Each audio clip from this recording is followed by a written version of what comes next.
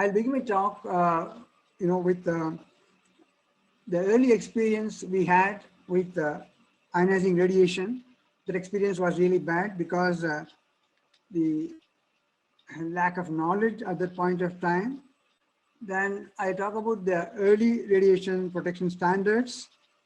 Then about the dose response models which are used in the current regulations.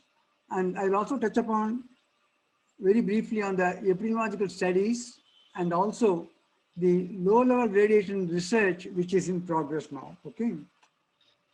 Now, the dawn of the 20th century was, heralded by two great important discoveries. The one first in 1895, the discovery of X-rays by Röntgen, and 1 year later, the discovery of radioactivity by Henry Becquerel. The doctors did not realize at that point of time the hazards associated with this radiation. In fact, by 1922, at least about 100 radiologists had died of cancer, and cancer among the radiologists was something like 10 times more than that among the other physicians. The early recommendations, for instance, came from the manufacturers of the X-ray tube, for instance, Engineer Fuchs used to attach this kind of a small note, keep the exposures as short as possible, stand 12 inches away from X-ray units, and apply a thick coat of Vaseline on skin because they used to see skin burn on their hands. So this was more a sort of informal advice from the manufacturers, not a regulator's instruction. It was only in during the second International Conference of Radiology, that was in 1928, they formed a committee called International X Radiation and Radium Protection Committee, which later on became ICRP. If you look at the recommendations of this committee earlier, you will see over the years, as we went on gaining more and more experience, the dose limits were reduced. The current one is not 20 millisievert per year, which has been there since 1990. It was in 1902, the Curies, Pierre and Mary, extracted radium. And very soon after that, they found out the destructive property of this radium. In 1904, just 2 years after the extraction of radium, a New York physician by name Margaret Cleaves, she inserted a radium to treat the cervical cancer, and she made a observation that radium is really Aladdin's magical lamp for the medical science. And that is how the brachytherapy started. Very soon, the market was flooded with radium sources of different shapes and sizes to meet the requirement of the physicians. Also, very soon, a lot of doctors, quacks and swindlers started misusing radium. This radium had, as you all know, had a bluish, color, and it looked really mysterious and fascinating, item. So it was considered as a medicine to cure many diseases, from acne to insanity. People started using radium. Worse still, women sought radium-containing cosmetics for their beauty. And a variety of radium health products were available, like air purifier, health water, bandages, pillows, and whatnot. And also, doctors were using the radium for treating tuberculosis. By injecting radium repeatedly, they were trying to cure tuberculosis, which was a raging disease in those days, and also spondylitis. And then you can see here a very strange application, what is known as nasal applicator, nasopharyngeal applicator, This is made in USA, and people believe that by inserting this applicator into the nose of a child, you can prevent its future deafness. So this was being used as late as 1960s. More than 2.5 million children in USA alone had been treated with this nasal applicator. Then you can see the kind of radium health cosmetic products here being used in soap, shampoo, toothpaste, hair oil, and whatnot. So this radium gave a beautiful glow, so it was much sought after. Even though it was very expensive, people went after this product. You can see here radium water, which was considered as a super tonic. And radium was very expensive, and people considered it as sort of a status symbol to keep a radium water jar in the front room. 1 milligram of radioactivity is something like equivalent to $4,000 today. Okay, that is the kind of price they were paying in order to keep this jet in their drawing room. Then you can see here a variety of products. As I told you earlier, it was used to cure all the diseases in the medical dictionary, and this is how radium entered the human body through various routes like injection, and absorption by skin application. One industry which used radium very extensively and which had a huge impact on the history of radium as well as the radium dial painting industry. Due to the World War demands, large number of these radium luminescent dials were in demand. They were all being used in aeroplanes, ships, submarines, and doorknobs and whatnot. So it was a very huge industry, and a lot of women were used to paint the radium dials. Unfortunately, all these women had the habit of painting the dial by pointing the brush with their lips. In the process, they ingested significant quantities of radium. Here you can see a factory in Orange County where large number of young women were employed for painting the radium dials. In a few years' time, most of them developed, severe health problems, necrosis of the jawbone, osteomyelitis, finally cancer to the bone. And records were not really very good. At least recorded fatalities in some 6 to 7 years was something like 85 due to bone cancer. And you can see here how a woman looks before she took up the employment and later. As you know, the radium behaves like calcium, and it seeks the bone, and bone joints were really the bone cancer. Even as you all know, Marie Curie herself, died of cancer. Now, you all know that the long-term Second World War was brought to an end by the bombing of Hiroshima and Nagasaki. Nearly 2 lakh people died, but there were 1 lakh survivors who were exposed to radiation, and there 77,000 children born to the exposed parents. All these people were, followed up for their health status during their, entire lifetime.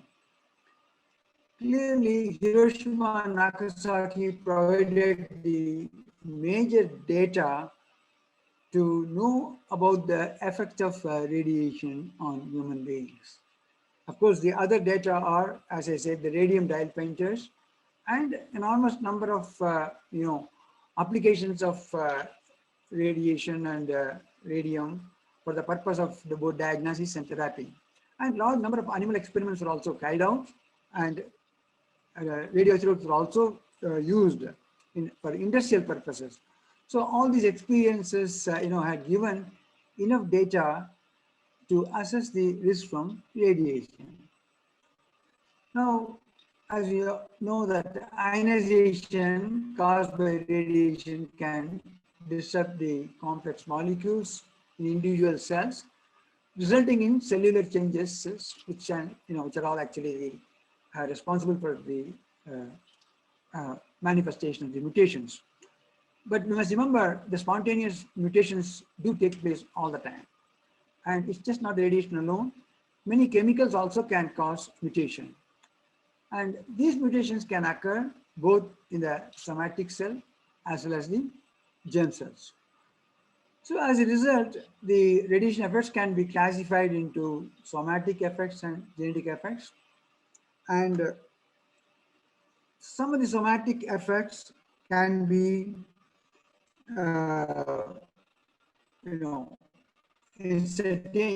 can be, can manifest themselves immediately. That is, after an acute exposure, for instance, the blood cells, can go down in the counts, or there can be a skin erythema or burning of the skin. Then, at a very high dose, death also can occur.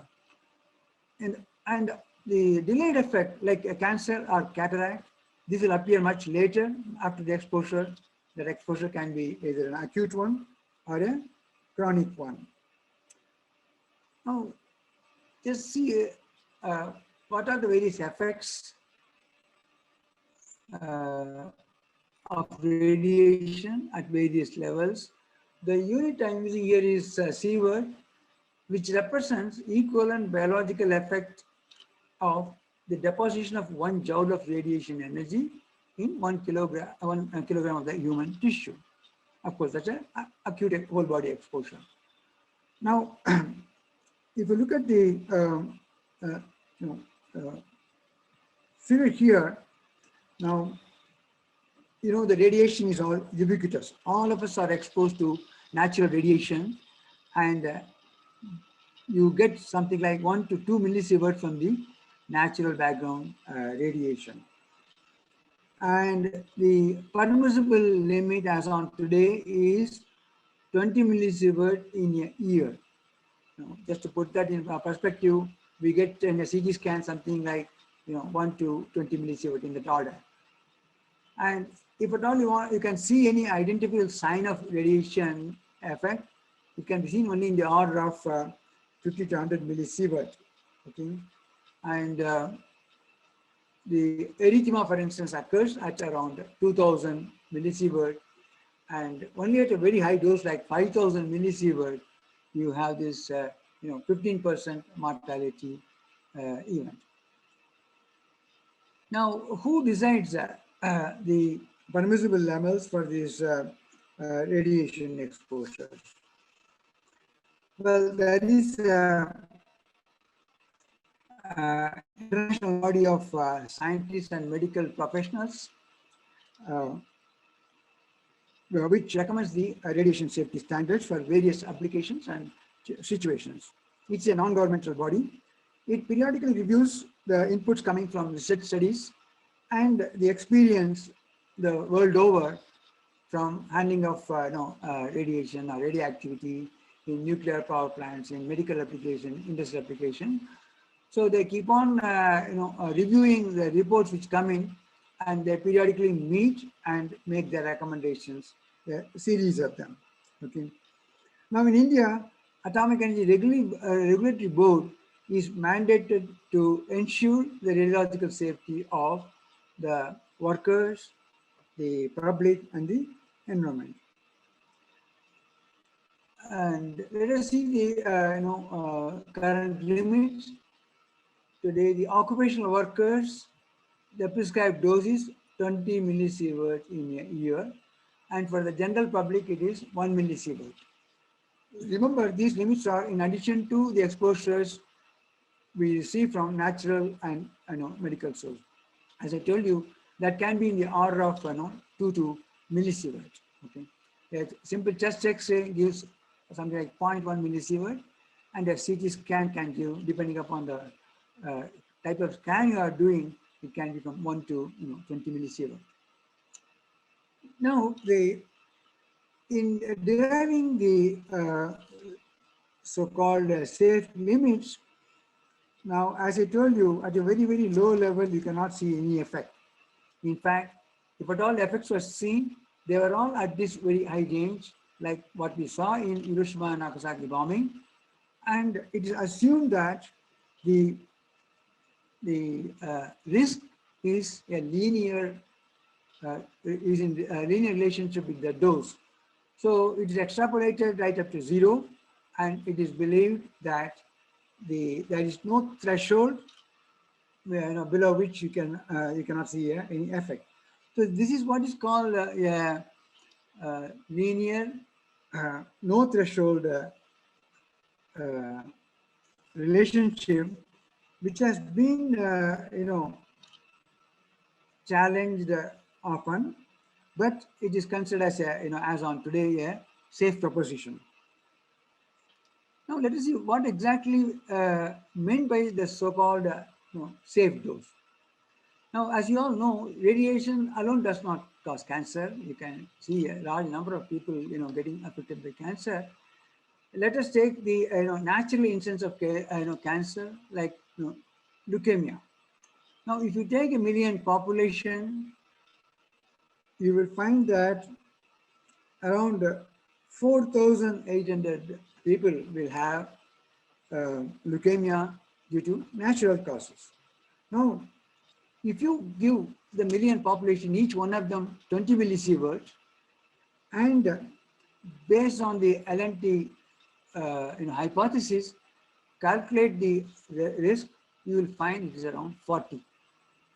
So this 40 is such a small number. In fact, it is, if you say a natural occurrence of leukemia is around 4,800 in a million, there will be always a statistical variation of this number, right?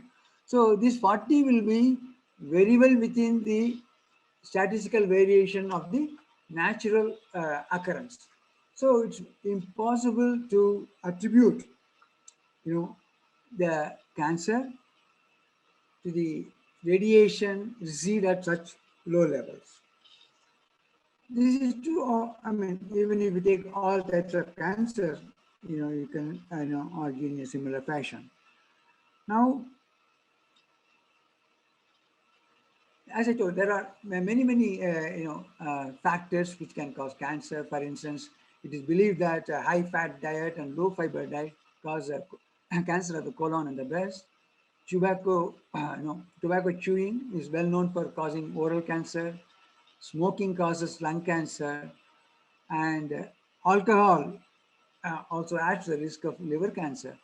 So just radiation alone is not a factor.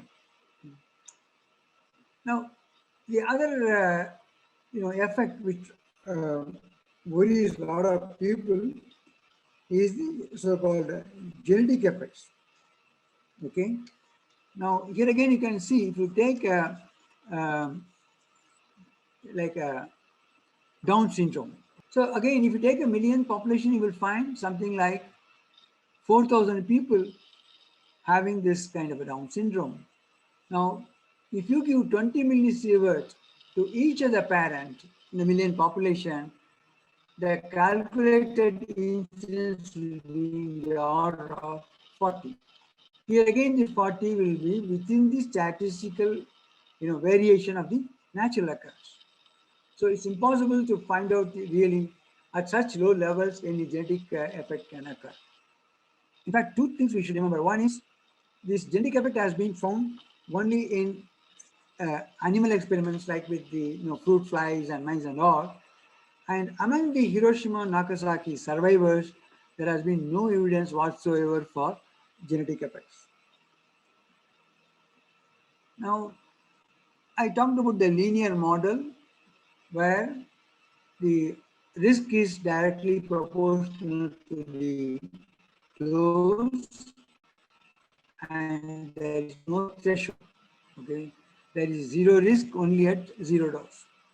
But there are two other models which are all in which at lower doses, the risk increases slowly and later on it increases exponentially. Okay. Then there is one more model which came into recognition much later in the radiation protection scenario, which is so-called hormesis model. Okay, where at very, very low doses, in fact, there is no risk.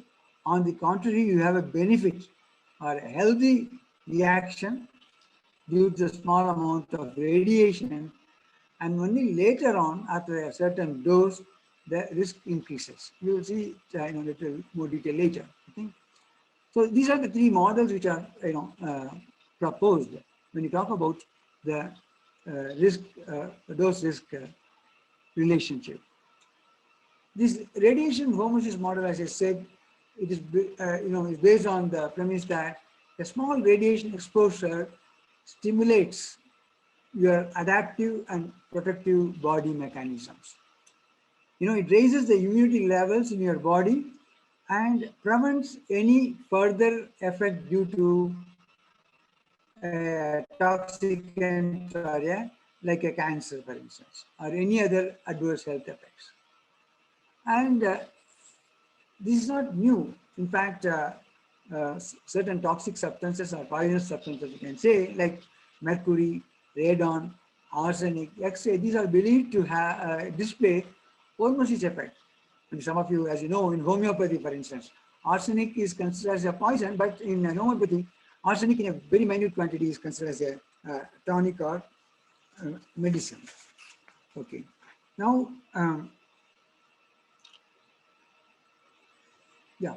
Here again, you can see here, in US, there is a huge concern about the radon, because they believe that, the radon in the residences can, enhance the probability of cancer. In fact, if you look at those who are familiar with the real estate business in USA, you will know that when you buy or sell a house, it is accompanied by a reading of the radon level inside the house by a accredited agency. Okay, so radon is a huge concern there.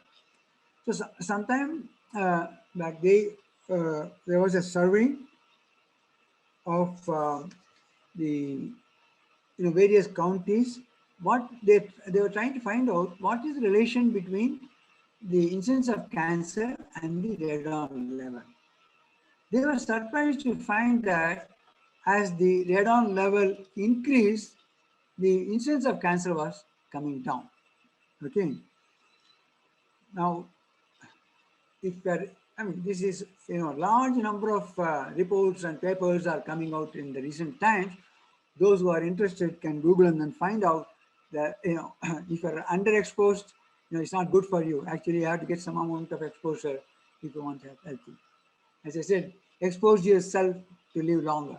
Okay, you will find large number of such reports and books are available now. Now, when we are talking about the radiation effects, see, one of the main argument is that we have seen the effects only at a very high dose, as we saw in Hiroshima and Nagasaki bombing, and we are dealing with much smaller dose in our operational scenario. So, how far it is correct to extrapolate these effects at low levels? Now, in between, we had one more source of data coming from, which is called Mayak dosimetry data, which is from Russia.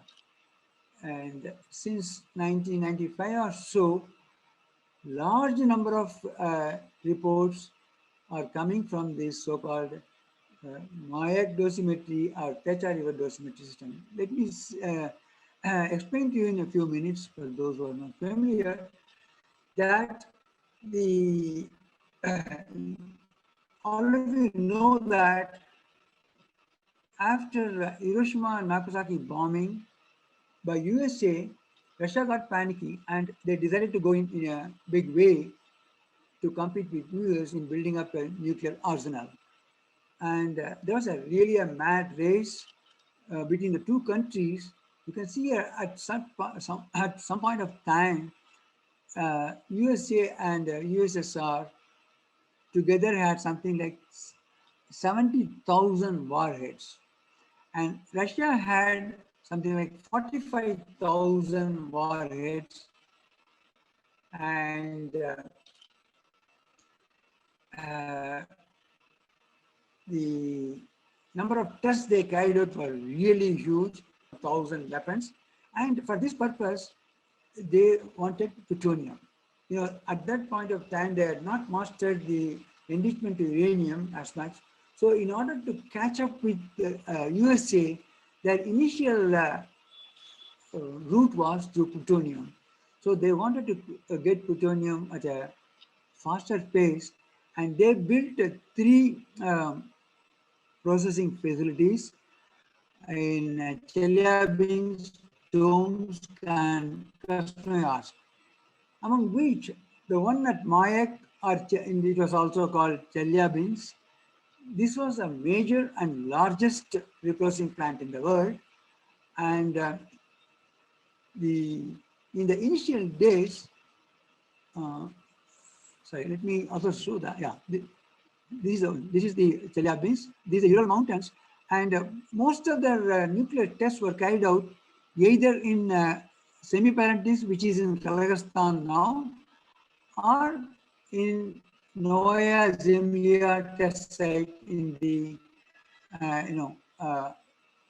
Siberia, in the northern seas. Okay, so in the early days, the plant performance was very, very poor. And as you know, it was a communist regime. In fact, the KGB chief was in charge of the whole operation. And between 1948 and 1955, when the annual dose limit was something like, workers were receiving 10,000 millisievert in a year. Okay. Today, our permissible limit is 20 millisievert a year. They were all getting 1,000 millisievert in a year. And in a single exposure, many of them are getting 250 millisievert. Okay. So if you look at the average annual exposure in the 1950s, which was something like 10 to 50 times that of the ICR limits which we have today. So even as late as 1990, more than 2,000 people were having enough plutonium in their body to give much larger doses than what is permissible as on date. So the worst thing is, today whatever high active waste which we are generating in our processing plants, they are vitrified and stored very safely in underground walls. But in the initial days, this Mayak plant, they had a problem with their disposal. So what they did was that high active waste, which is showing something like 600 R per hour to 1000 R per hour in one small jump. You can imagine thousands and thousands of liters of such liquid were all thrown. This is the Mayak plant. They had a lake called Karchay Lake here, and they threw all that high active waste in this river called Techa River. This Techa River finally joins the Kara Sea in the north. This Techa River today, even today, the water from this Techa River is used for several village, towns and villages across this, riverbed, a place called Musilmau, where even today, the general population receive something like 5 millisievert in a year. That is today.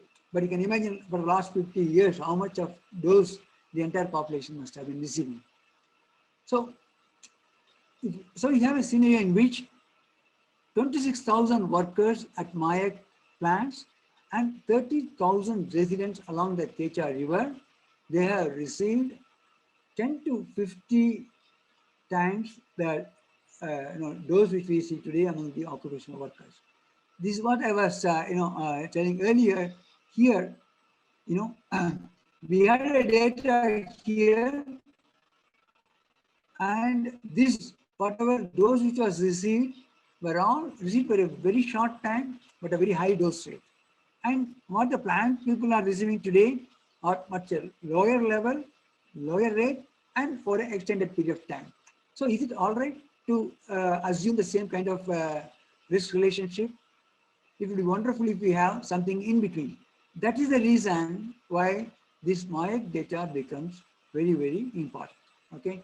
So now this, because Russia was under the, Iron Curtain, the Soviet, we didn't know about all these incidents until 1990s, early 1990s. Once the Iron Curtain fell, it was open to even outsiders for investigation at a huge cost, of course. US had given billions of dollars. Japan has given billions of dollars just to carry out research on the dosimetry of these people. This is being carried out by the same RER of Hiroshima, who carried out that is Radiation Effect Research Foundation, who carried out the, effect of radiation on the Hiroshima Nagasaki survivors. So these reputed bodies are carrying out the studies. The studies are in progress for the last 20 years, but still it is continuing. Okay. As I told you earlier, what is the difference between Hiroshima and Nagasaki? We are going to get quantitative estimates of the risk from chronic low-dose exposures for an unselected general population. You see, that's very important. In the case of a plant, there is no, in the case of the environment here, where they have selected large number of samples and 30,000 people have been selected, it has men, women, and children, all are available. And dose rates here cover the full range of exposure which we encounter in our normal operating plants. And we also have many cases where people have ingested strontium-90 or plutonium-239. So is there a difference between external dose and internal dose? All kinds of scenarios are available here. But there are a couple of problems. One is the validation of these exposures. And as you know, in the early days, MOIC did not keep a very good health record. In fact, many times it's, they only put the,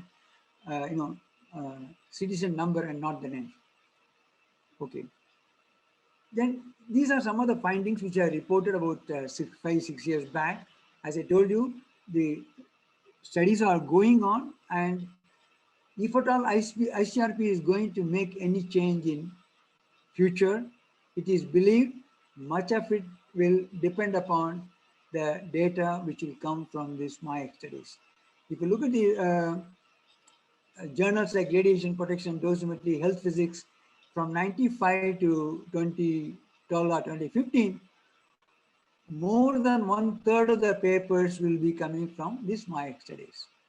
Now, the preliminary studies, they found that leukemia rate in the MOIC plant workers peaked about 2 to 5 years. That is the latent period for the leukemia was something like 2 to 5, which is not much different from what they found in Hiroshima and Nagasaki.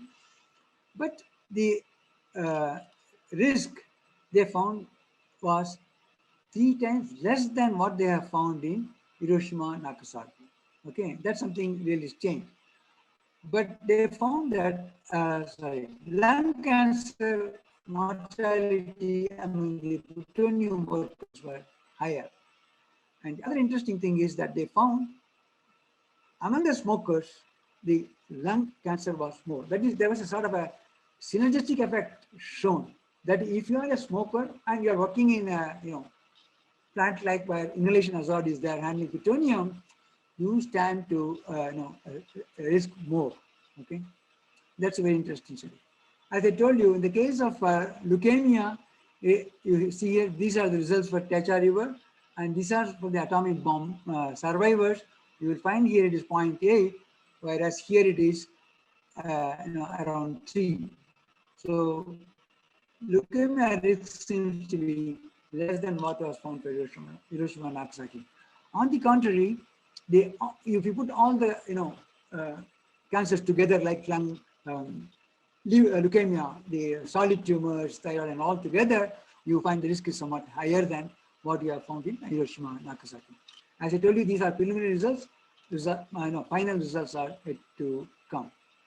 Okay. Now, what is the level of, so that's the main question is this. What is the level of risk when exposure is received over time and not briefly as it happened in atomic bombing? How do you get it? So you require a large number of epidemiological studies to get that number. But the problem is the risk is so low, you need a large database. So USA launched about 5 years back what they call 1 million radiation worker study, where they are putting all these workers in USA, like those who worked on Manhattan Project, various laboratories and all, the atomic veterans, then nuclear power plant workers, miners, and workers in the medical industry. All these put together, they want to achieve 1 million database. This project has been given to Oak Ridge, a group of studies over AU, and these results are also expected to come sometime in 2024. I mean, that's what they have projected. It may take more time because it's not very easy. You have to go back into your old records, both dosimetry data as well as health data. So it's not very easy. And also these epidemiological studies are very, very important. In fact, ever since the nuclear industry started, there have been several studies made, large number I listed here, many of them, like, as I said, the Hiroshima, Nagasaki, then Chernobyl, CT scanning, then Mayak workers, Techa River, which I mentioned to you now, then million per study, which has started. Then there are many, many studies where research has been done to find the risk among the high natural background areas, including our Kerala. Okay. Then there's one interesting study. I think I have 2 slides on that. Taiwan studies, where some people have been exposed. I will discuss about it a little later. Okay. Now, why study? As I said, the data from the nuclear workers, because that population is a very stable one, and their doses are very well known. Unlike Hiroshima and Nagasaki bombing, where no individuals are not monitored, whereas in the case of nuclear power plant workers, each individual is getting monitored, so you can do that. Secondly, you can follow them right up to their lifetime throughout. Easy to do that. That is one thing. Of course, if you want to get a good data, you want to pool the data from different countries, then you have other problems creeping in. One is there can be differences in the ethnicity in response to radiation. Then lifestyle also can be different. As I told you earlier, for instance, high fat food can cause cancer. So you suppose you've got a population which takes high fat food, the other one doesn't take, you will have a problem. Like vegetarian food and non-vegetarian food. These problems will come in.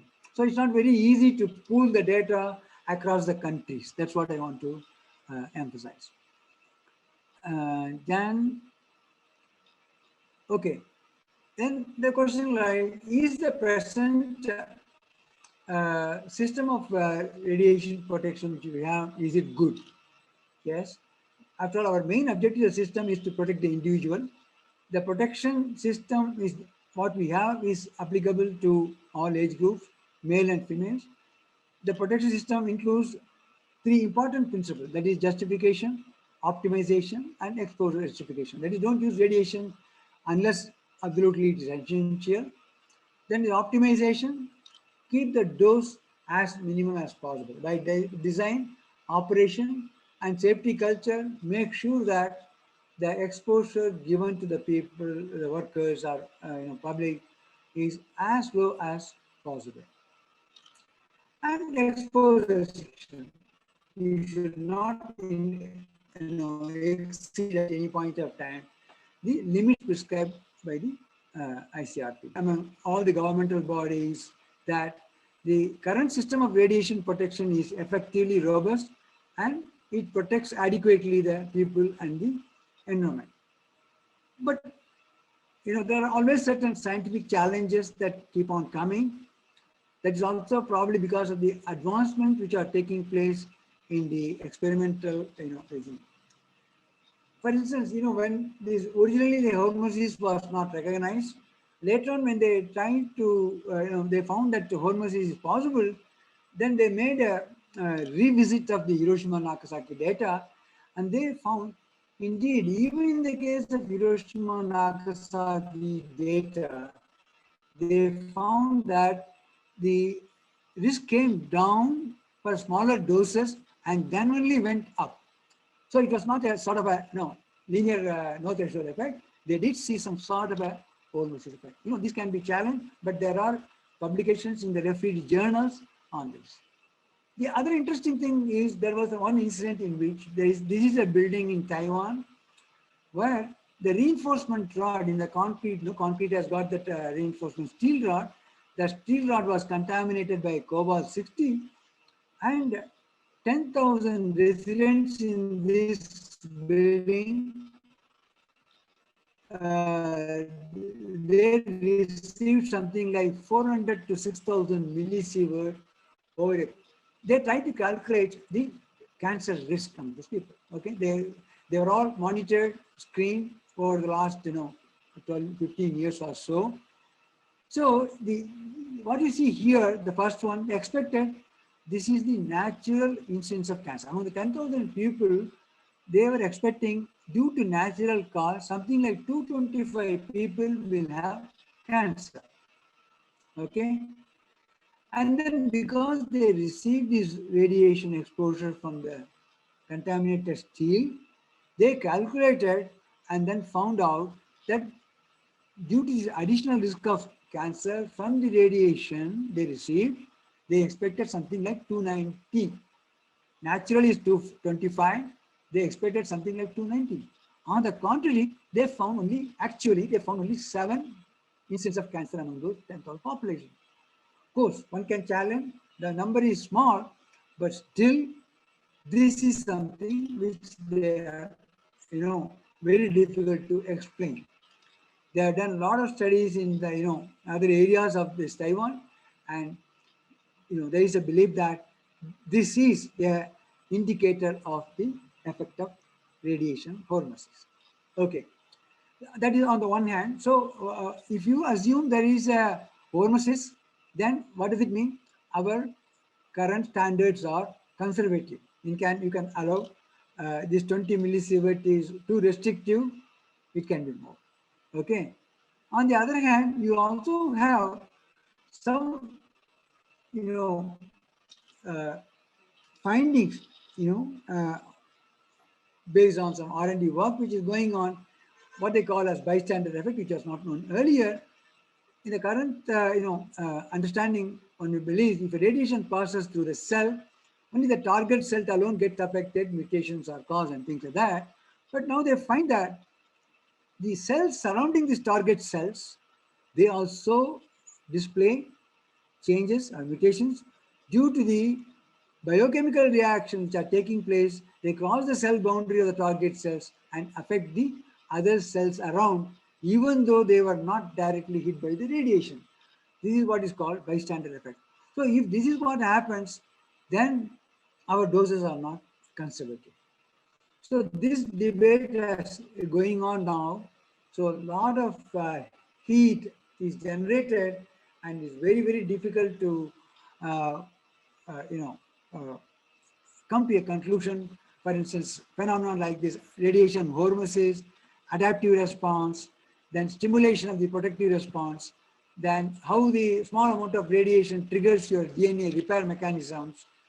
All these will indicate that our current limits are conservative. On the other hand, as I said now, you have a bystander effect. They also found that alpha irradiation, to simply put it, today if you say the relative biological effect is something like 20, they believe no, it can be much higher than that. Okay, so they are trying to irradiate small cells with special alpha irradiation, and they are trying to they are finding out that the cell damages are much larger than uh, based on the current understanding. And they also believe that the DNA repair of the double strand break is occurring much less than what was earlier expected. So, and the repairs are also defective. So if these are true, then our current limits are not that safe, not that conservative. So this debate will go on, but until then, we have to believe the current approach is correct.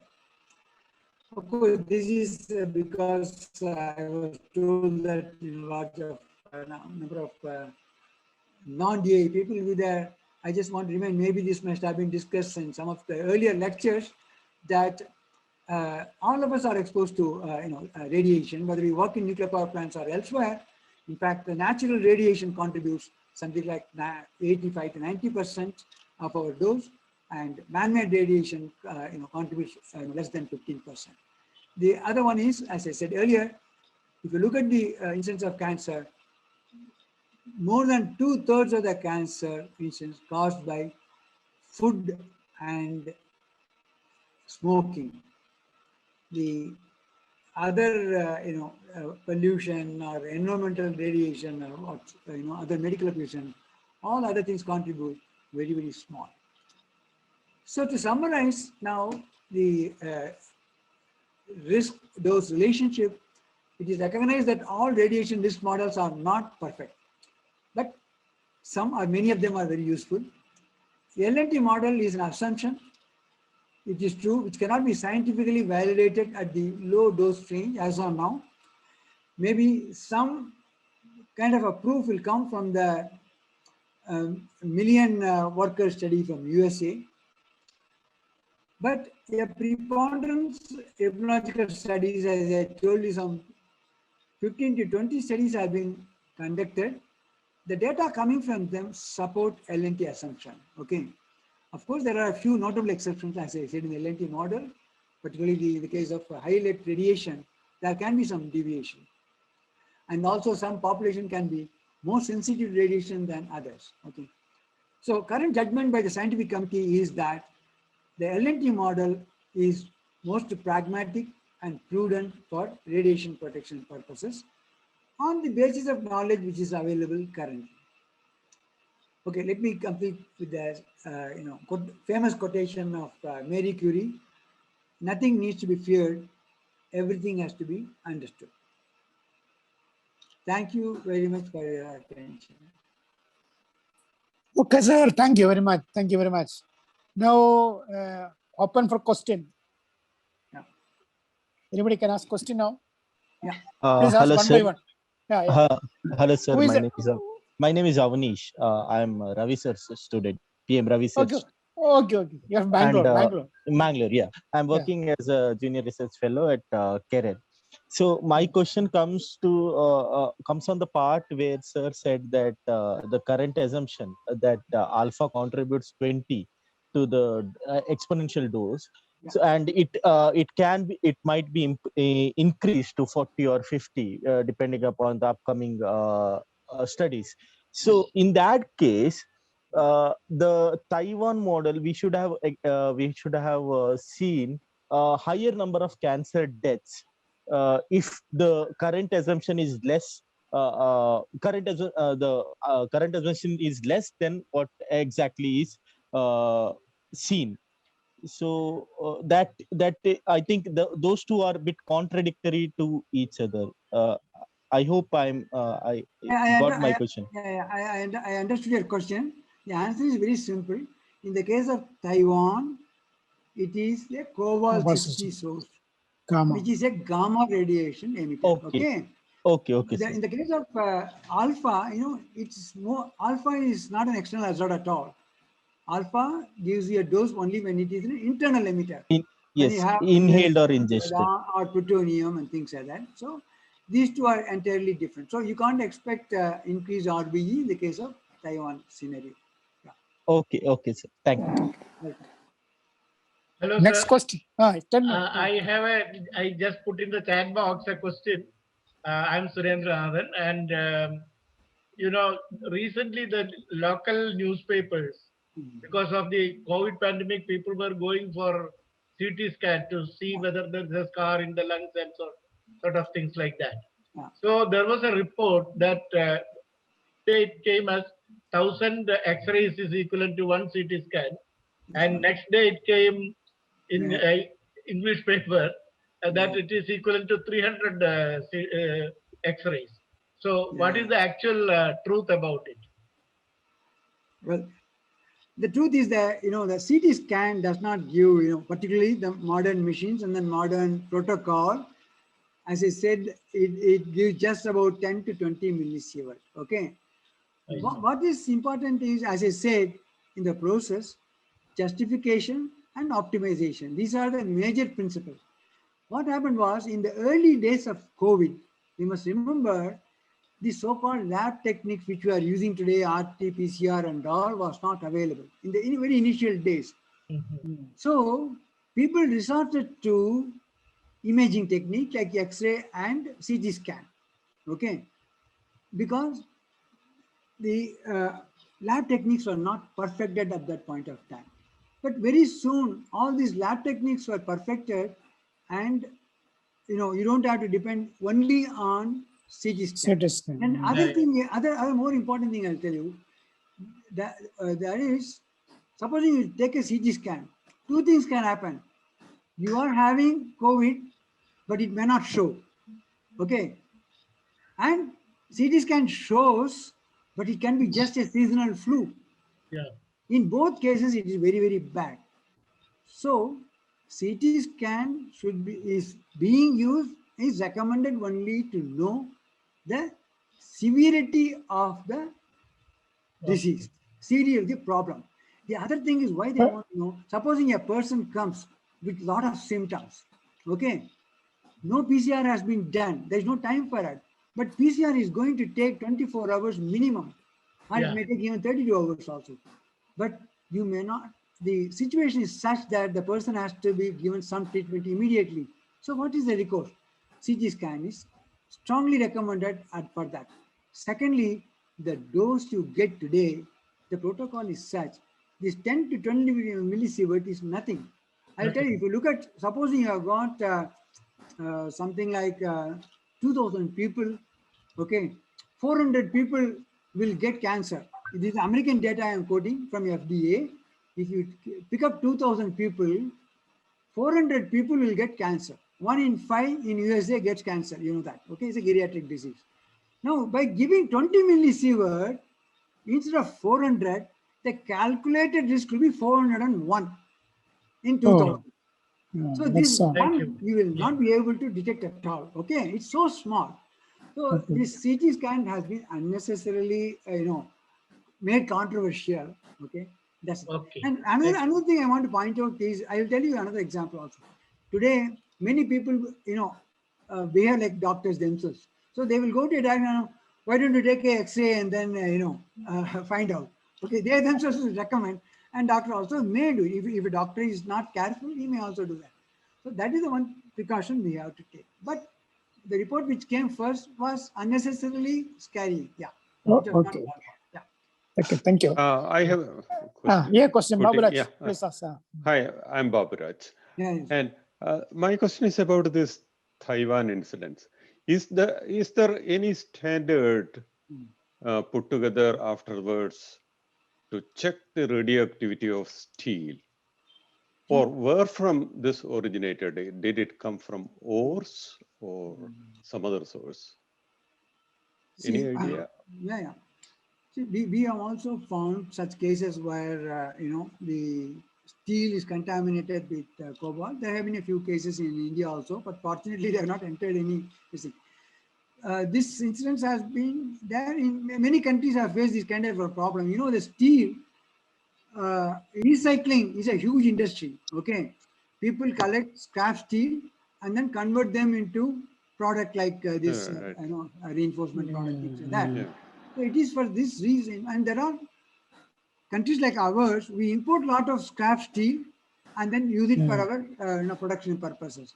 It is for this reason in the last 10 years or so, maybe Pasadi can correct me that, we have put in all the major entry point of this so-called scrap steel, which come in, by big ships and all, cargo ships. Every port has got now a radiation monitor, which monitors every trucks which brings the steel into it.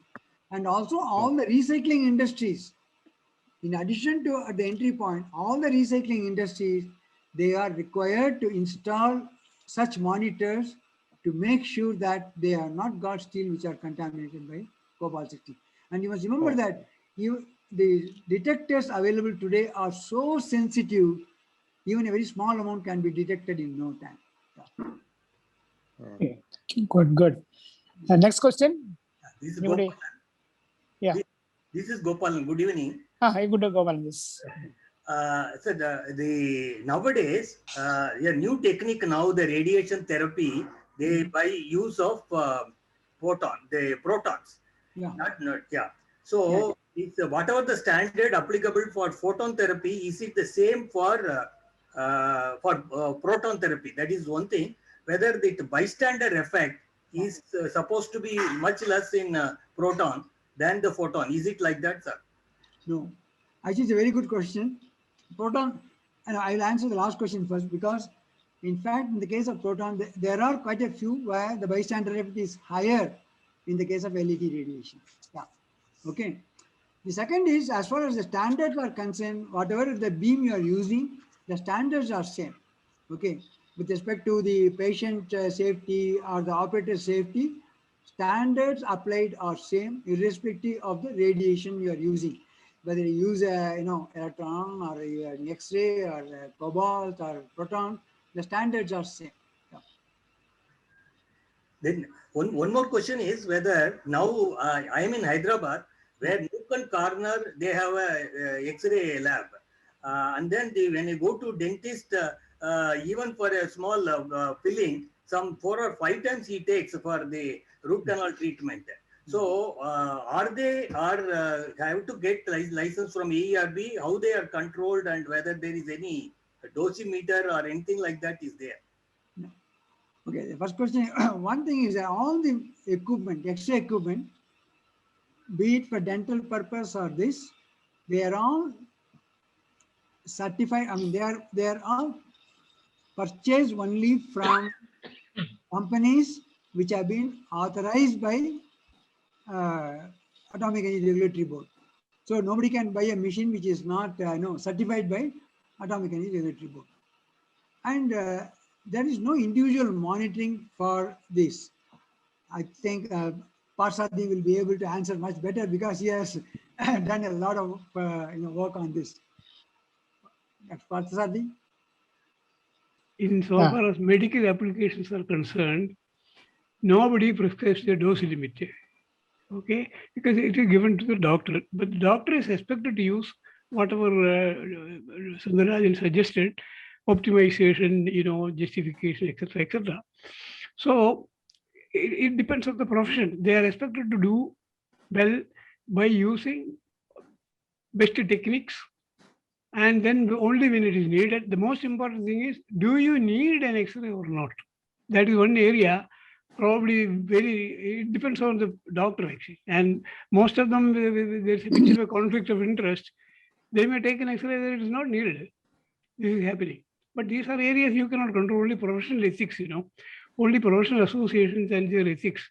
That way only it can be controlled, and it is not fair to put a limit on the dose to be suffered with the physician for the patient for a particular examination, primarily because there is a flexibility needed. The doctor has to be given a flexibility, which is working very well, So the limits are only for radiation workers, not for patients. No, Okay. By Okay. any chance, if there No, is, I just wanted to, if there is no other question, I just want to talk about that CT scan question with reference to COVID. Something very, very unhappy situation is happening. It is brewing. In fact, today evening only I came to know, I was in touch with some of the people who are doing it. All the international organizations like I mean, national organizations like American College of Radiology, Royal Institute of Radiology, European Society of Radiology, all these people are against using CT scan for routine screening for COVID, which is different from studying the severity. Once you identify that the patient is having a CT, you search for the severity, etc. CT is very useful, no doubt about it. But they are all against using it for screening. That means, you don't rush people one after the other. People who are not having symptoms, people are, unfortunately, a lot of people are not having any symptom. It's not recommended. But I came to know, thanks to the controversy between Dr. Guleria, who is the director of All India Institute of Medical Sciences, and IR and IA, I had a good look at their full statement. It looks like they are indirectly encouraging using CT for routine screening, which is against the international practice. Of course, you may argue that India case is different. A lot of people are coming, a lot of people are suffering, etc. Okay. The point is that if you CT is never considered as the method, reliable method, the way PCR is, the RT-PCR is, to decide whether a particular disease is COVID-19 or not. Now, so this is going to be a controversy, and I know reliably that whatever the IR and IA are recommending is against probably their own professional colleagues who are not having conflict of interest. I'm making a very serious statement, but I hope only time can tell. But at the moment, the way people interact, there was a bit of helplessness, many states, they are using it routinely for scanning. That is one situation. Second situation is, internationally, the most important thing is not so much the radiation dose, as Dr. Sundarajan gave the estimates, etc. Compared to the damage from COVID itself, the CT dose damage is, you can ignore it. Radiation damage can be ignored. But the question is that if it is not reliable, if it doesn't tell you positive or negative, at least in the early stages, what is the point in using it? Okay. Now, this is a debatable point. I was looking at the correspondence between IR and the publicly done and others. I tend to believe that there is going to be a big controversy on this, because many state governments are encouraging using CT scan for checking COVID-19. Only future can tell how it will turn out. But it will be very unfortunate that this very useful tool will be used for this, where there is an uncertainty in diagnosis. However, it will be used primarily because of conflict of interest. Okay, sir. Okay. Dr. Okay. Parth, Any further question? hello. Yeah. Hello. Yeah. Am I audible? Yeah, audible. Ask question. Okay. See, it is not only it is the management of the hospitals in many cases are interested in increasing this one, even though they don't know little about the harmful or positive effects of this. Financial gain. I just put it very tactfully as conflict of interest. Secondly, even in our own, within the professional body, I don't want to get to a controversy.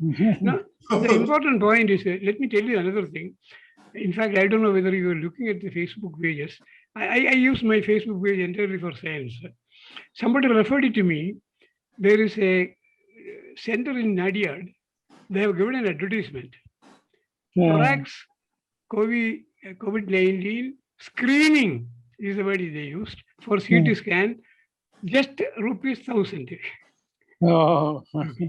Now, the Karnataka government today, just a few hours ago, they have put a limit of 1,500 rupees for CT scan, and I think 500 rupees for digital radiography.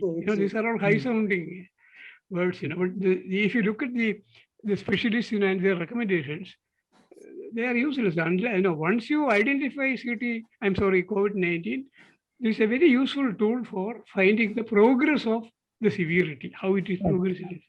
Okay. Now, anybody want to ask question to our speaker?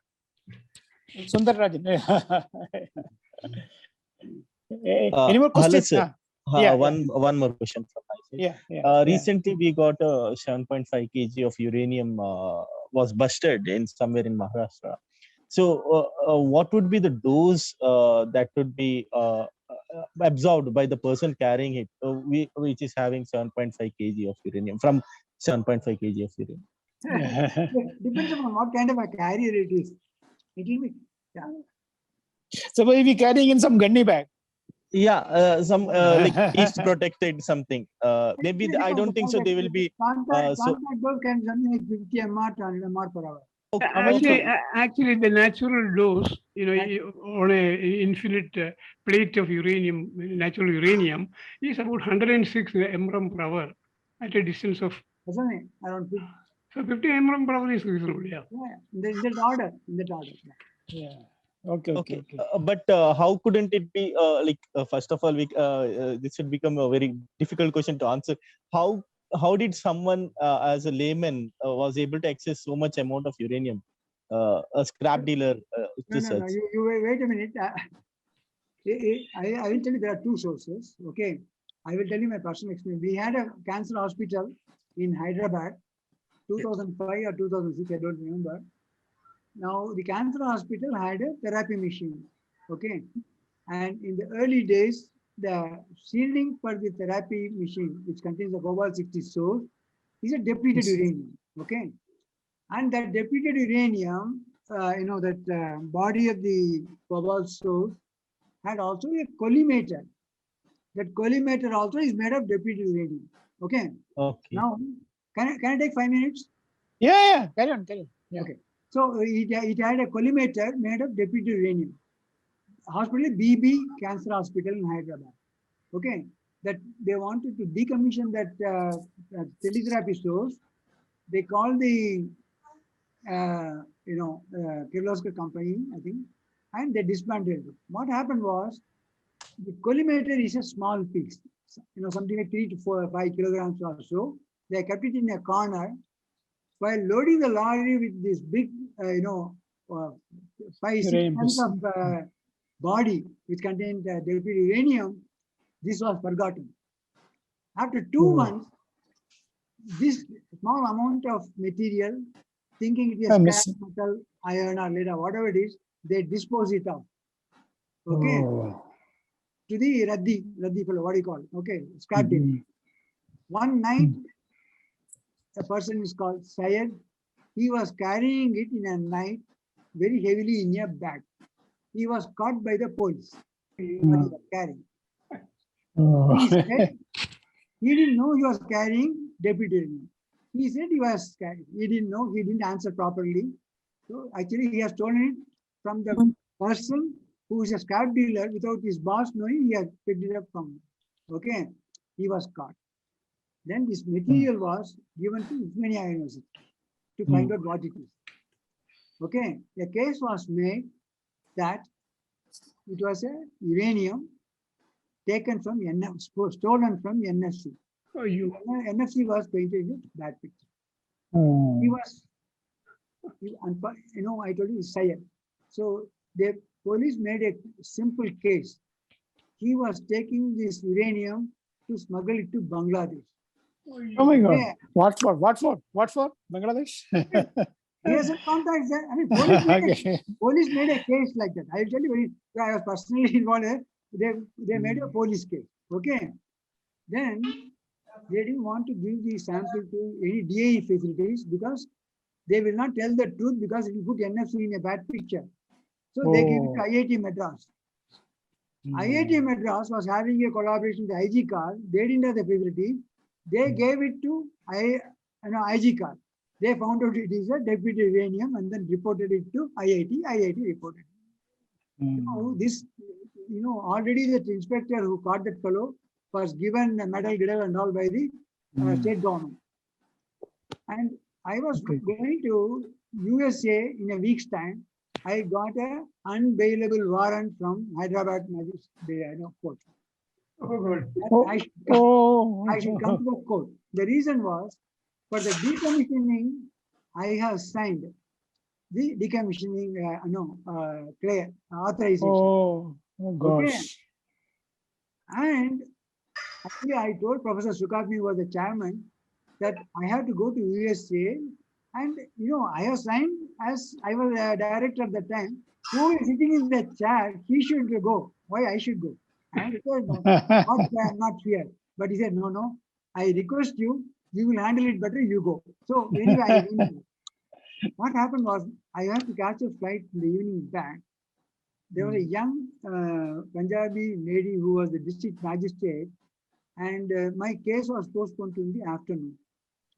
Then I found out this is typical. No, somehow the public prosecutor wanted to put this fellow as a smuggler of. Then this was postponed to the afternoon session. During the lunchtime, I simply barged into the magistrate chamber, which was protested by my own advocate as well as the prosecutor, because I'm not supposed to meet at its end. But I just showed the card and then explained to her the whole thing, that this is what it is. And I told her, this material is lying in your High Court cupboard, okay, for the last 5 months. In the treasury, it is showing something like 50 to 100 mr per hour, which is hazardous to all your staff. First, we send it to NFC. And that's how, this is what happened in that time. So what I'm telling is, this material could have come from a old scrap. At that time, depleted uranium was used in all these shielding purposes, and also in the aircraft. They have got a counterweight in the aircraft, for balancing purposes. Okay. They were all made of depleted uranium because it's a highly dense material, denser than lead, but not a fire hazard like lead. So many people prefer depleted uranium as a shielding material for counterweight. Earlier ships also used to use it. Yeah. So it might have come from one of the old this thing. So let us wait until it is known what it is before jump into the conclusion that security in our establishment is bad and all. We'll have to wait and see. Possible, but we'll have to wait and see. Yeah. I think Okay, media, 1 minute.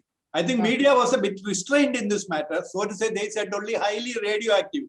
They never used it. It's a potential. So it can be used for preparing nuclear bombs. I didn't say anything like that. Everything could have let me tell you, there is an issue there, because it need not be a fission bomb or anything like that. It can be a dirty bomb. You mix this material with TNT and explode. Even though it is not hazardous, the very fact that there is a radioactive material, people scared. That is enough for them. That's the impact they want. Imagination can run wild. They can say, separate 235 deuterium, 235 from this, which is a missile material. What you can do? So small. Okay. Anybody want to ask question? Anybody want to ask question now? Dr. Sundarajan, sir. See, I am from NFC Hyderabad. Yeah. So whatever your the incidents you are narrating, the preliminary hearing, myself and one Sethu Lakshmi, I think. So we have been called to the magistrate to say that, and we also tested that and confirmed it is depleted uranium. And then the judge asked me, have you done it yourself? I want to know from the person who has actually carried the analysis. Then I had to tell, I'm the manager, I'm getting it done. And for this particular sample, I stood by that. And then I'm confirmed that this is the depleted uranium. Then Sethu Lakshmi also told the same thing. And then as you told, Sethu Lakshmi also warned them, don't keep it there, it is dangerous like that. Then finally they got you. Good story. Okay, anybody want to ask question now? And that particular Cobalt 60 machine was commissioned. I was present in Hyderabad, original. Very old machine. Yeah. Very old. Yeah. Hello. Second hand, yeah. Hello, anybody want to ask question now? Otherwise, we'll stop it now. Sir, I have a question to ask to Sundarajan. Tell me, ask. A lot of workers in the plutonium plant where I worked under me, they have reached their lifetime exposure allowed. And is there any follow-up done on these people who retired from service, these radiation workers, and what are their status? Any their body burden of plutonium, etc., are been recorded? Any study has been made on these people who are retired, and they are all, I see them, they are all living very long, in spite of receiving the lifetime dose. Including I also received 80% of my lifetime allowance dose. So many people say I look younger than the normal people. So is there any study made of all these radiation workers in so many establishments are there in within DAE? Any study has been made and recorded? Yeah. Okay, it's a very difficult question to answer, but Ranganathan, as you yourself said, people are living very longer than maybe radiation hormesis effect perhaps. But let me tell you one very interesting. See, when CHSS was formed, okay, one of the main reasons there was tremendous objection to Dr. Baba's proposal to have the CHSS scheme for DAE. And they were all asking, why don't you have the same scheme as other government departments are having? One of the main points given by Dr. Baba at the time was that all the radiation workers had to be followed for their health status even after their retirement. Okay. But unfortunately, that's not being done in the full, Somebody will sue you.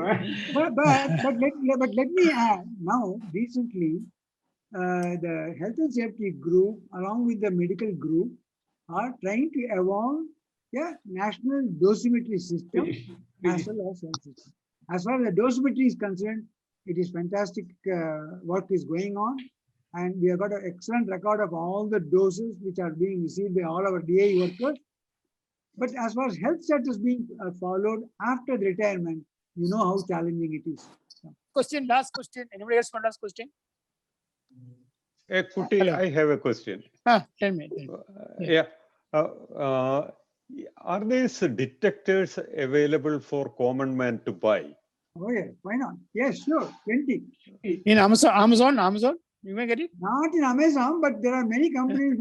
If you want to, many companies are there. Many companies are there. How much cost? How much cost? Depends on what you want. It ranges from something like 12,000 to onwards.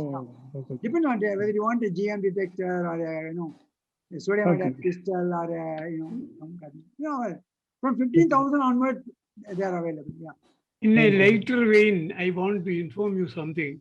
When I was working in AERB, a very senior person from USA sent a letter to me asking whether buying, detectors in India is banned. Okay.